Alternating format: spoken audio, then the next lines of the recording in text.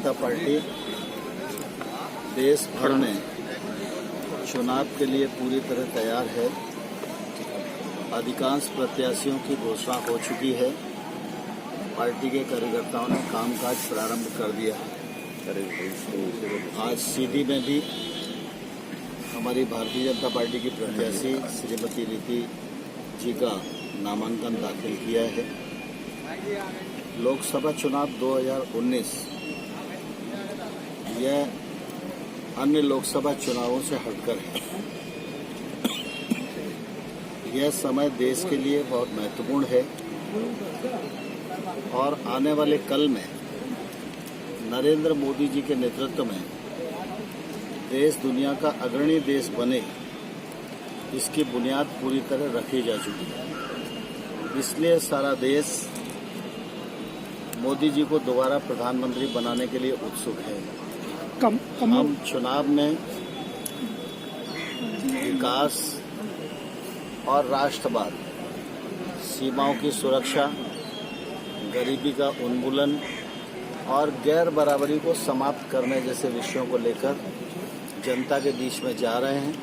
हमें पूरा विश्वास है कि भारतीय जनता पार्टी को जनता का आशीर्वाद मिलेगा और पहले से अधिक सीटें लेकर मोदी जी के नेतृत्व में भारतीय जनता पार्टी सरकार बनाने में सफल है। सर, देश में जिस तरह का माहौल बन रहा है, देश में जिस तरह का चुनावी माहौल बन रहा है, पार्टियां एक दूसरे पे जिस तरह के शब्दों का इस्तेमाल कर रही हैं, लल्लू, पप्पू, चोर, क्या कहते हैं इस राजनीति को आप किस तरह से देखते हैं? कांग्रेस ने हमेशा राजनीति को हल्का करने की कोशिश अपने स्वार्थ के लिए की है।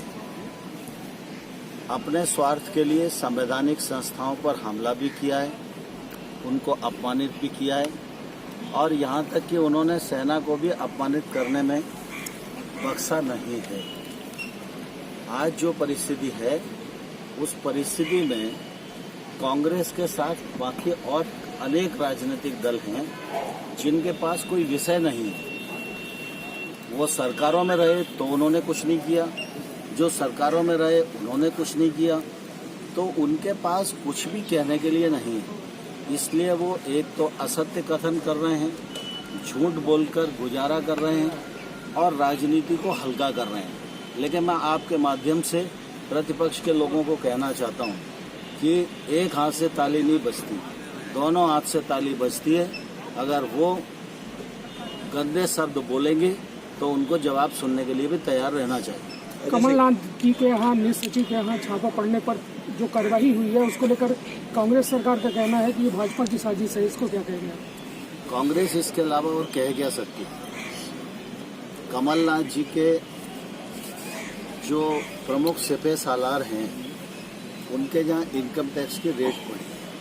आप जानते हैं कि जब भी चुनाव होता है, काले धन का उपयोग चुनाव में न हो, इस दृष्टि से चुनाव आयोग की और इनकम टैक्स की नज़र ऐसे लोगों पर रहती है और वो लोग निष्पक्ष तरीके से कार्रवाई करते हैं। लेकिन कमलनाथ जी के सलाहकारों के यहाँ जो छापे पड़े और उसमें जो रकम मिली, उससे यह बात अपने आप में सिद्ध हो जाती है कि जब शिवराज सिंह चौहान की सरकार थी, उस समय सारा लीकेज बंद हो गया था, पैसा खजाने में जमा हो रहा था, सड़कें बन रही थी, बच्चों को वजीफे दिए जा रहे थे, मुख्यमंत्री जन कल्याण योजनाएं जैसी योजनाएं चालू की जा रही थी, पूरे प्रदेश में इंफ्रास्ट्रक्चर बढ़ रहा था, किसानों को 200 रुपये क्विंटल के हिसाब से बोनस दिया जा रहा था, भावांतर का भुगतान किया जा रहा था।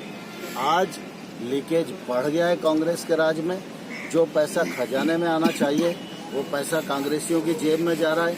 यह रेट में इतनी बड़ी रकम मिलना इस बात को प्रदर्शित करती है और कांग्रेस अपना जनाधार वैसे भी खो रही थी, लेकिन इस प्रकार की घटनाओं ने जनता में विश्वास को और दृढ़ किया है।